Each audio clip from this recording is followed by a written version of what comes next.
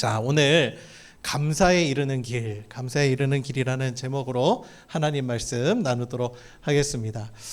오늘 좀 경제 이야기로 이렇게 좀 설교를 열어볼까 해요.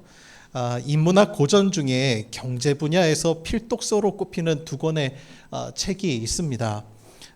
애덤 스미스의 국부론과 칼 마르크스의 자본론이죠. 두 책 모두 자본주의 시스템을 이해하기 위해서는 먼저 재화에 대한 이해가 필요하다고 강조합니다. 이 책에 따르면 우리가 소유한 물건의 가치가 두 가지 형태로 구분된다고 해요. 가치가 첫 번째로는 사용가치 그리고 교환가치라고 말합니다. 그럼 사용가치가 뭘까요? 사용가치라는 것은 말 그대로 우리가 필요에 의해서 만들어지고 실생활에 사용되어지는 물건들을 말해요. 예를 들어 볼까요? 그 집집마다 상수도와 하수도가 다 연결되어 있죠. 우리는 수도세를 지불하고 물을 사용하고 있지요. 물은 우리가 마시고 또 음식을 조리하고 몸을 씻는 데 사용합니다. 우리 생활에 필수적인 거죠.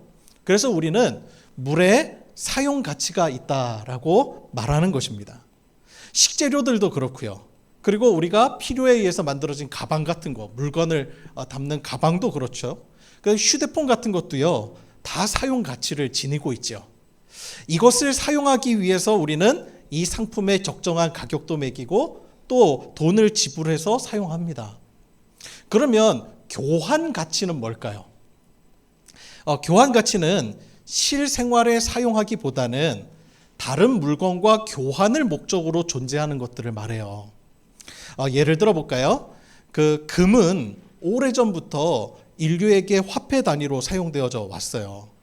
화폐가 없었던 시절에는 우리가 물물 교환했잖아요. 물건끼리. 그렇죠? 그런데 문제가 있어요. 물물 교환을 하는데 수박 장수가 고기를 먹고 싶어요. 그래서 수박 한 덩이랑 소 한 마리랑 바꿀 수 있어요, 없어요?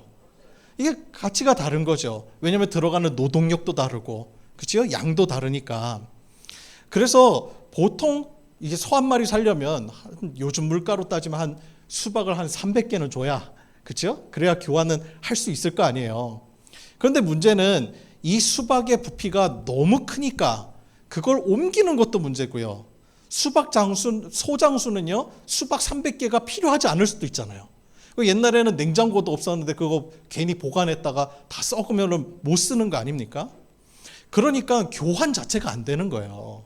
이렇게 교환을 해 먹고 싶어도. 그래서 이런 물물 교환에는 한계가 있다 보니까 이것을 극복하기 위해서 화폐라는 걸 만들게 됐죠.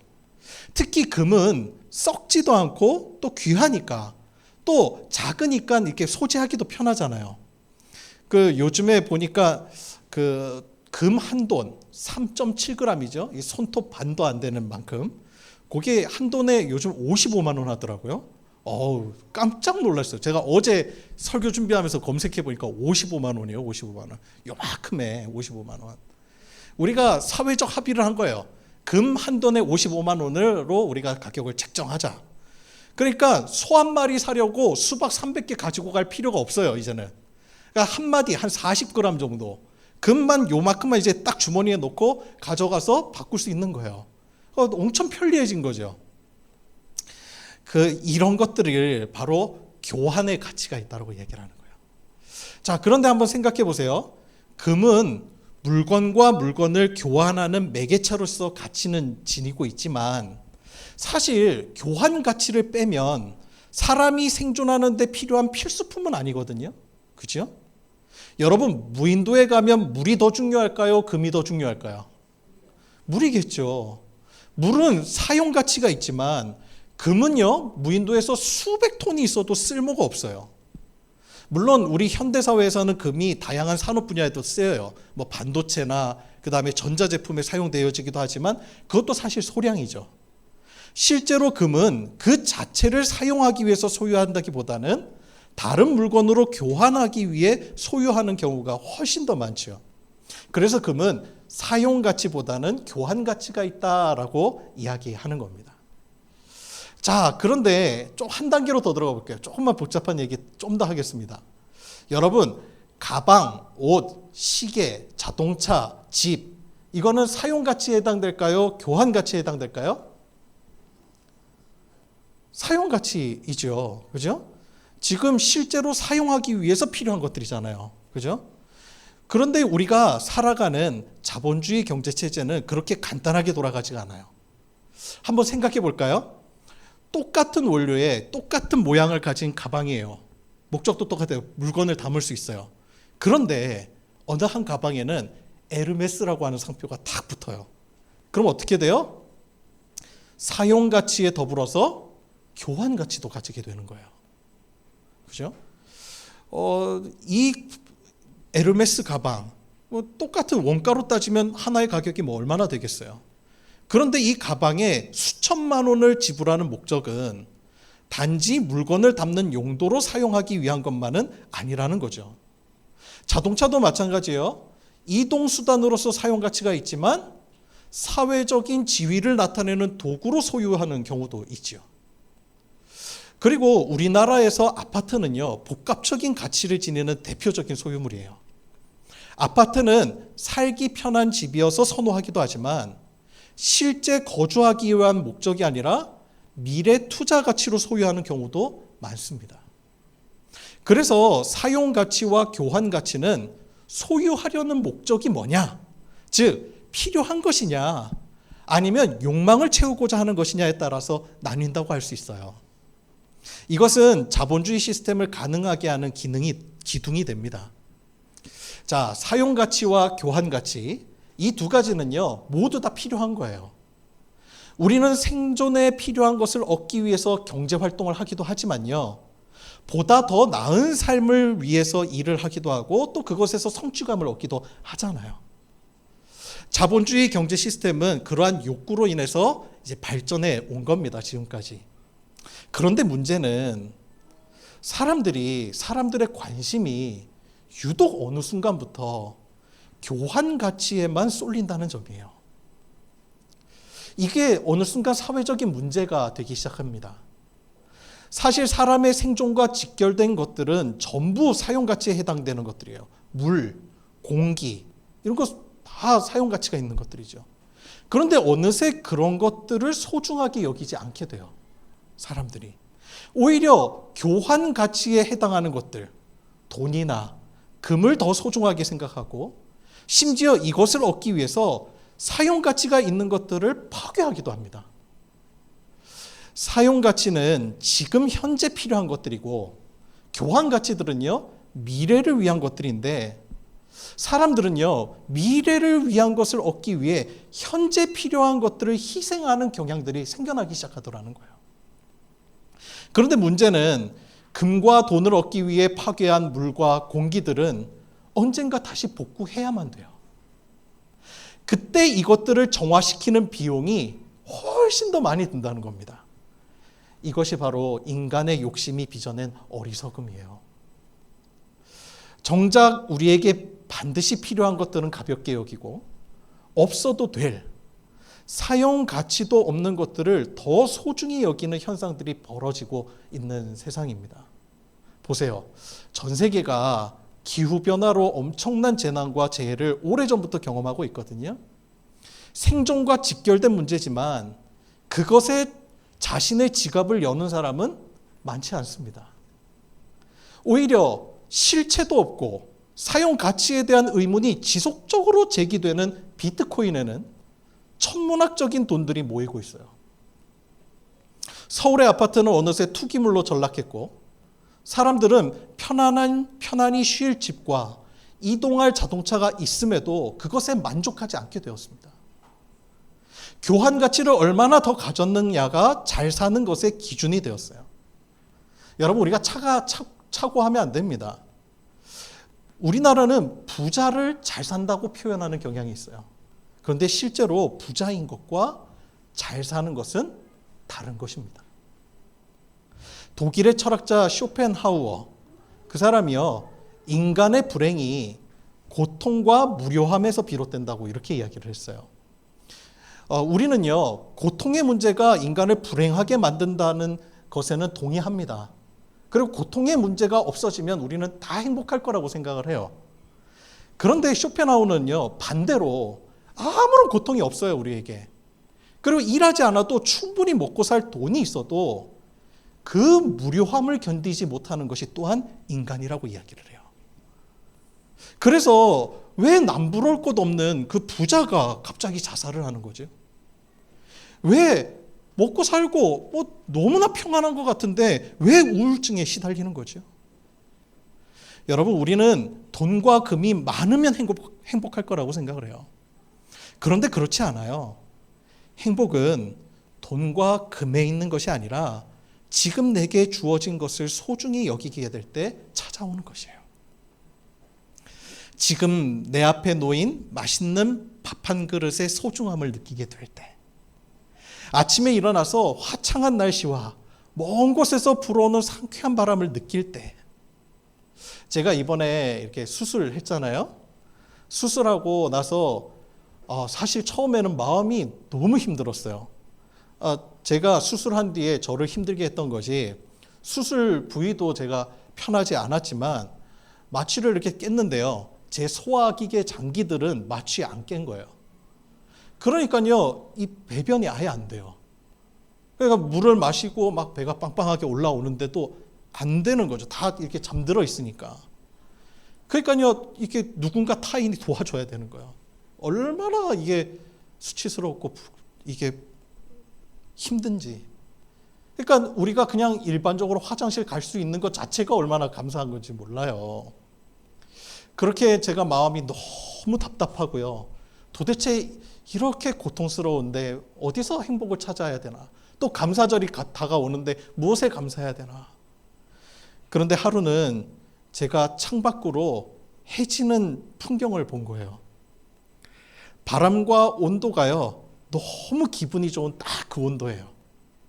그리고 해가 지는데 하늘이 정말 황홀할 정도로 아름다운 거예요. 그 장엄한 광경에 몰입되어서 한참을 바라봤습니다. 그런데 신기한 것은요, 그 풍경에 몰입되는 그 순간 저의 고통과 고민들이 다 숨어져 버렸어요. 그것이 느껴지지 않아요. 얼마나 행복한지요. 하나님께서 우리에게 주신 이 세상의 아름다움은 돈으로 살 수 없는 가치이지만, 그런데 또 이 소중한 것이 그냥 주어진 거예요. 실제로 우리에게 가장 소중한 것들은 모두 다 거저 주어진 것들입니다. 물, 공기, 태양, 다 하나님께서 우리에게 거저 주신 것들이에요. 문제는 우리가 이 은혜에 감사하지 못하는 거예요. 어떤 영화에 유명한 대사가 있더라고요. 호의가 계속되면 권리인 줄 안다. 이런 대사예요. 이미 우리는 엄청난 하나님의 은혜 속에 살고 있는데 이것을 당연하게 여기다 보니까 감사가 사라져 버렸어요. 그리고는 교환 가치에만 목숨을 거는 거예요. 일상에 숨겨져 있는 그 감사가 다 사라져 버리니까 어떤 특별한 행운, 어떤 특별한 순간을 찾아서 계속 헤매고 다니는 겁니다. 여러분, 마약이 왜 무서운 줄 아세요? 우리 뇌에 이 쾌락을 느낄 때 나오는 신경물질이 있잖아요. 뭐 세로토닌도 있지만 도파민 아시죠? 그런데 마약을 하면요, 우리가 평생 쓸 그 도파민의 양보다 수백 배가 쏟아진대요. 한 번에. 그러니까 얼마나 쾌락적이겠어요. 얼마나 황홀함에 빠지겠어요. 그러니까 그 순간이 너무 좋은 거예요. 너무 행복한 거예요. 그런데 문제는 뭐예요? 우리의 몸과, 가장 소중한 몸과 일상이 파괴가 되는 거예요. 단번에 행복 쫓아가는 게 그게 좋은 게 아닌 거예요. 여러분, 감사는 어떤 특별함에 달린 게 아니에요. 감사는 어떤 사건과 상황이 아니라 우리의 태도에 달린 거예요.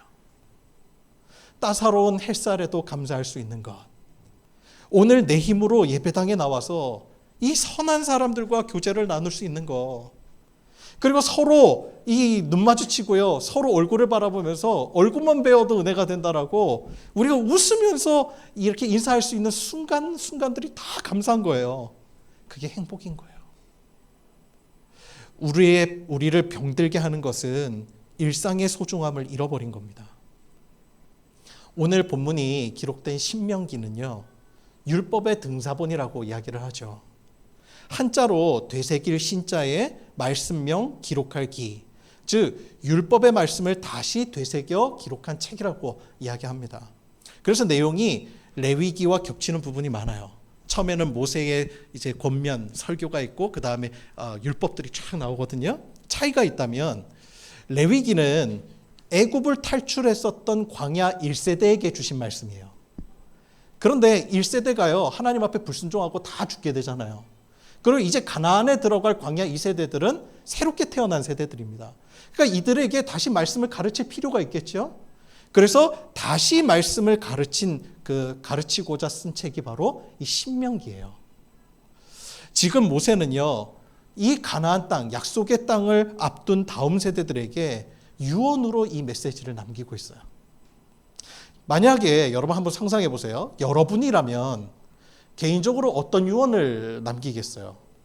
율법에 앞서서 먼저 이제 설교가 있으니까요. 어떤 메시지를 남기시겠어요? 야, 그동안 여기까지 오느라고 고생했다. 광야에서 40년 동안 너희 부모 세대가 불순종해서 광야에서 모두 죽었던 지난 날, 그 아픔과 고생의 세월을 다 빨리 잊어버려라. 그렇죠? 빨리 잊어버려라. 이제 너희들 행복할 날만 남았다. 너희 하나님 주신 땅에서 행복하게 영원히 살아라. 그렇게 말하지 않겠어요? 그렇죠? 그런데 모세는요, 오늘 본문에 보면 정반대로 이야기를 해요.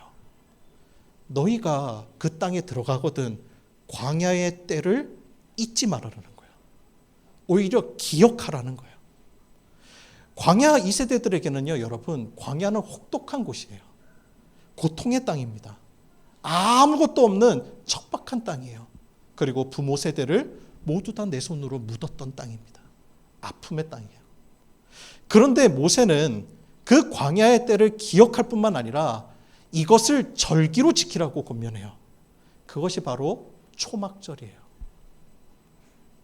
이스라엘 백성들은 1년의 모든 농사를 다 마치고 나면 그때 초막절을 지킵니다.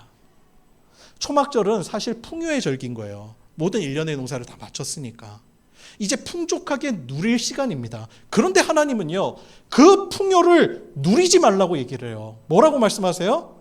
너희의 광야 생활을 다시 재현하라고 말씀하세요. 그래서 이 시기가 되면요, 왜 초막절이에요?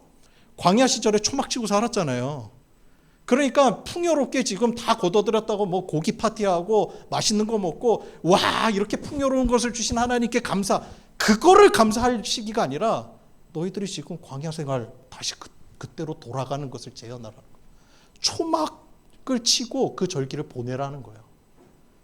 하나님은 도대체 왜, 무엇에서, 어떤 것에서 무엇을 교훈하고자 하나님께서 그렇게 명하신 걸까요?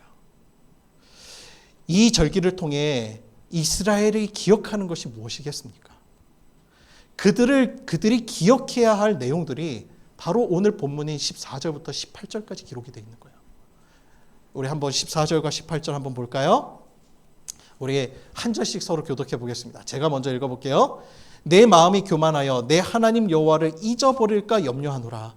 여호와는 너를 애굽 땅 종되었던 집에서 이끌어 내시고 너를 인도하여 그 광대하고 위험한 광야 곧 불뱀과 전갈이 있고 물이 없는 간조한 땅을 지나게 하셨으며 또 너를 위하여 단단한 반석에서 물을 내셨으며 내 조상들도 알지 못했던 만나를 광야에서 내게 먹이셨나니 이는 다 너를 낮추시며 너를 시험하사 마침내 내게 복을 주려 하심이었느니라.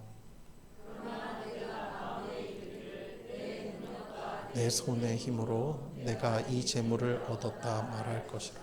내 하나님 여호와를 기억하라.